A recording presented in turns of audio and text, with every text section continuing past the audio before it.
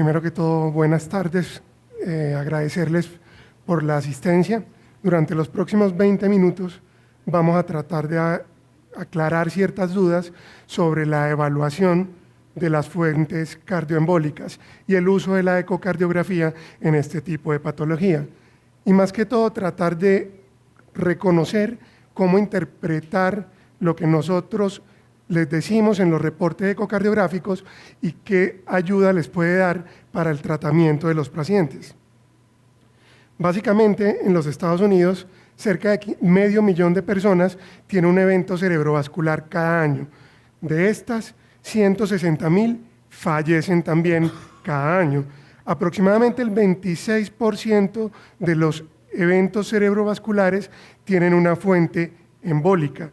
Y esto habla de que el 26% tienen algún tipo de trombo o algún tipo de estructura que puede embolizar dentro del corazón. De estas, aproximadamente el 70%, cuando son trombos, se encuentran alojados en el apéndice auricular izquierdo. Desde el punto de vista epidemiológico, podemos decir que la mitad de estos pacientes con etiología cardioembólica pueden tener una fibrilación auricular. La tercera parte de los pacientes pueden tener un trombo mural y aproximadamente la cuarta parte alguna enfermedad valvular que pueda estar asociada con el evento embólico. De las fuentes cardioembólicas, el 15 a 30% de estos ACVs tienen esta etiología. El ecocardiograma transtorácico sigue siendo la primera línea de imágenes para hacer el diagnóstico, pero tiene un bajo rendimiento, principalmente cuando se trata de trombos o de masas menores de 10 milímetros, las cuales pueden estar asociadas también con patología valvular. Según esto, el ecocardiograma transesofágico tiene una mejor sensibilidad y especificidad para detectar este tipo de patologías. Y además de eso, en las unidades neurovasculares que reciben muchos ACVs, aproximadamente la relación transtorácico-transesofágico es de 1 a 3. Hacen 3 transesofágicos por cada transtorácico en el estudio de las fuentes cardioembólicas. Y aproximadamente el 80% de los pacientes con ACV son llevados a un ecocardiograma. En este contexto tenemos que el corazón puede embolizar a 3 sitios. Si es del lado derecho, a pulmón y hacer un tromboembolismo pulmonar, y si es del lado izquierdo puede hacer un evento cerebrovascular o embolías periféricas o a órganos intraabdominales con infartos renales, esplénicos o inclusive periféricos. Y en lo que se refiere a la etiología o a las fuentes cardioembólicas, tenemos que dividirlo en 3 tipos. Aquellas lesiones que tienen que son propensas a formar trombos, como lo es la apéndice auricular izquierda, en el caso de la fibrilación auricular. Segundo, las masas intracardíacas, ya sean tumores, vegetaciones o placas. Y tercero, aquellos conductos que por embolía paradójica pueden llegar potencialmente a producir eventos cerebrovasculares, como lo es el foramen oval permeable. También, dentro de todas estas potenciales fuentes de cardioembolía, tenemos unas que están claramente relacionadas con un riesgo mayor y otras que pueden tener un riesgo menor incierto. Y es necesario que ustedes las tengan presentes en el momento de tomar decisiones. La fibrilación auricular sigue siendo la principal causa de embolías, básicamente porque la prevalencia en pacientes ancianos después de los 75-80 años puede llegar a ser hasta un 9% y sigue siendo el de mayor riesgo. Los infartos agudos de miocardio, infarto previo que forma remodelación y que hacen aneurismas cardíacos, las masas cardíacas, la valvulopatía mitral reumática, principalmente la estenosis que termina produciendo dilatación de las aurículas y arritmias como la fibrilación auricular, la endocarditis y la prótesis valvular mecánica. Hay otras con un riesgo menor, el prolapso mitral, la misma calcificación del anillo mitral, la estenosis aórtica y el foramen oval permeable, que siempre tenemos en mente y que por lo general cuando se asocia a un cortocircuito de derecha a izquierda tiene un riesgo de embolía paradójica que no se debe despreciar muchas veces. Por otro lado, tenemos que recordar que existen ciertas variantes normales que algunas veces reportamos en los ecocardiogramas y que no necesariamente tienen que estar relacionadas con ningún tipo de potencial embolígeno. En la aurícula derecha, la red de Chiari, las válvulas de Eustaquio, las cristas terminales. En la aurícula izquierda, la hipertrofia lipomatosa del septum atrial, el seno transverso, el seno coronario, imágenes que pueden confundirse muchas veces con vegetaciones o con trombos. Y en el lado izquierdo, trabeculaciones, cuerdas falsas o inclusive tejido mitral accesorio.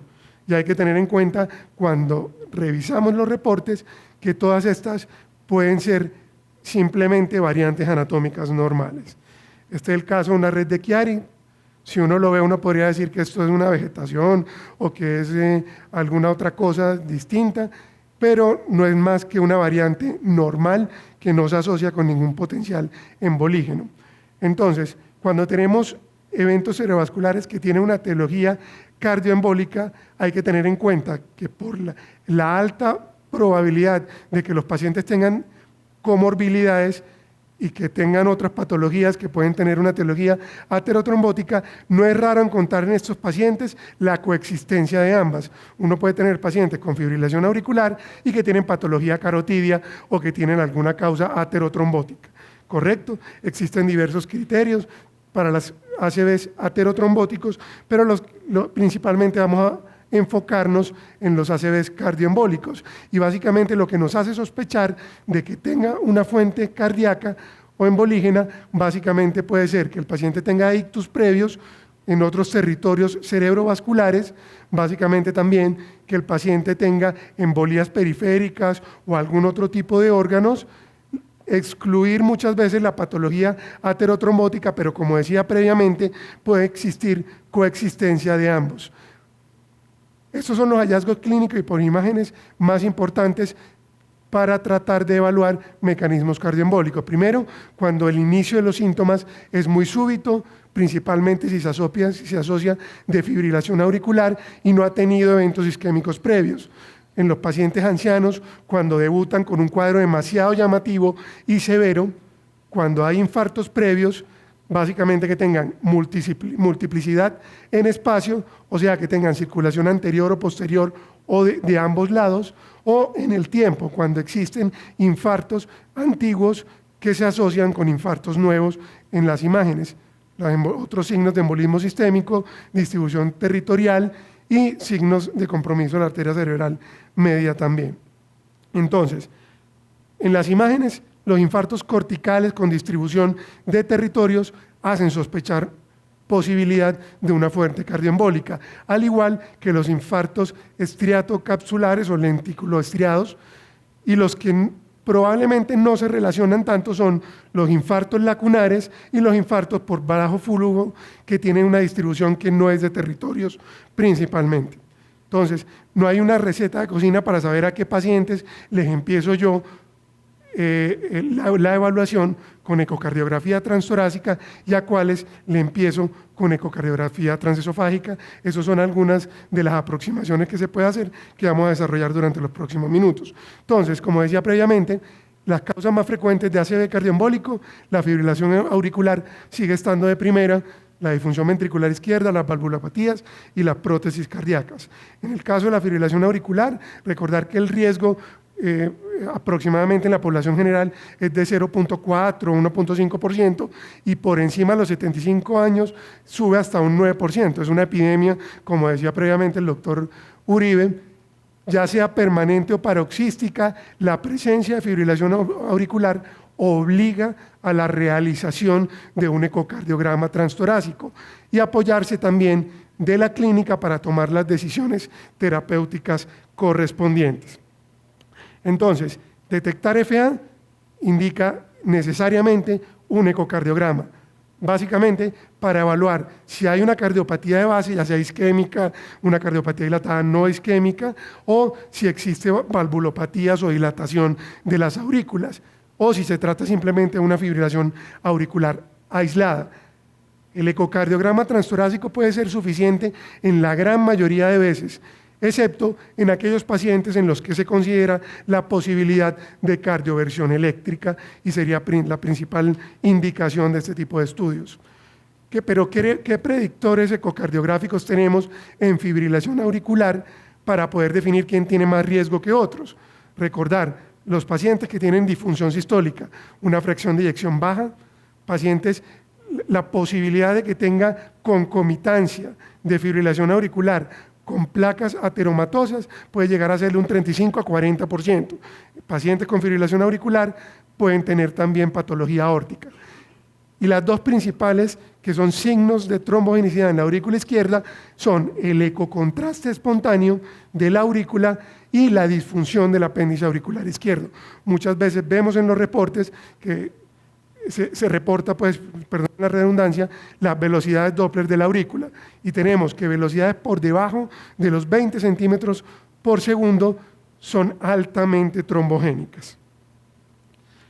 A su vez, no necesariamente después de que se cardiovierten los pacientes y el paciente queda en ritmo sinusal, implica de que por estar en ritmo sinusal no tiene un riesgo cardioembólico. Y muchas veces lo que ocurre es un aturdimiento o una disociación electromecánica del apéndice auricular después de la cardioversión. Aquí vemos cómo las velocidades Doppler, el ecocontraste y la fracción de acortamiento del apéndice auricular empeoran después de la cardioversión.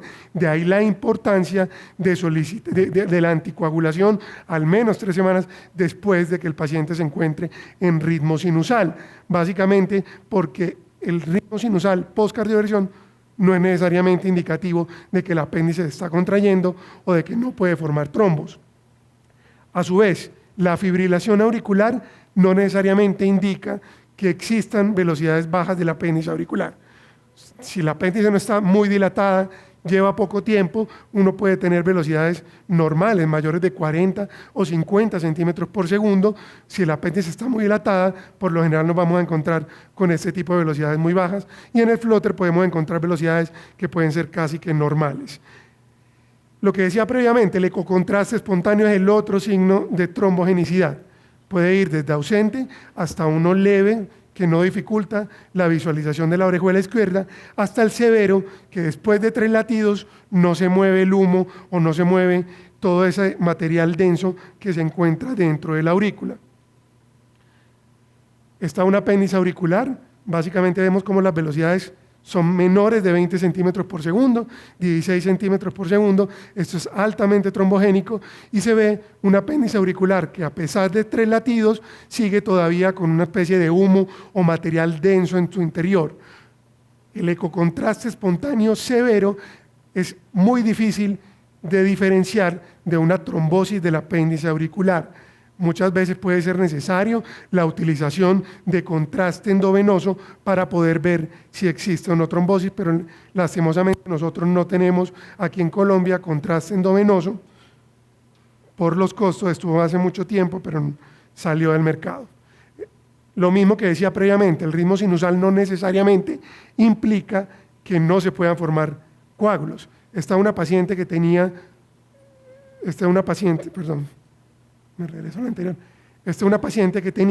una prótesis aórtica disfuncionante y básicamente se ve en el apéndice auricular que tenía un trombo a pesar de que había sido cardiovertida y que se encontraba desde hacía 1 mes y medio con anticoagulación, pero el apéndice estaba demasiado dilatada y había ya hecho trombos. Esta es una imagen 3D. Aquí vemos cómo el 3D puede ser de utilidad en ocasiones para ver la movilidad y la localización de los trombos o en el apéndice auricular izquierdo. Otro ítem del cual íbamos a hablar es de la cardiopatía isquémica. Recordar que los infartos anteriores en su parte más aguda tienen cierta propensión a formar trombos, principalmente cuando hay compromiso del ápex o de la pared anterior de manera extensa. ¿A qué definimos una trombosis? Básicamente a una masa adherida al endocardio ventricular sobre un territorio que es hipocinético o acinético, que es menos ecogénico que el miocardio y que tiene unos bordes definidos. El 27% de los pacientes no intervenidos, no anticoagulados, pueden desarrollar embolismos sistémicos de alguna manera, y la prevalencia del ACV en infarto agudo miocardio principalmente anterior puede llegar a ser del 12%. Aquí vemos unos trombos en el apéndice auricular en una paciente joven, previamente no se conocía de enfermedad coronaria y que debutó con embolismo sistémico con un ACV extenso. Recordar, los trombos en el ventrículo izquierdo, 7 a 20% pueden desarrollarlo. El IAM anterior apical es un gran factor de riesgo y con la remodelación y la formación de aneurisma puede aumentar todo esto. Y básicamente recordar que es muy importante tener en cuenta la forma y el movimiento de los trombos. Básicamente, el 20% de los trombos en cardiopatías isquémicas se pueden resolver de manera espontánea y el riesgo de embolía disminuye a medida que aumenta el tiempo.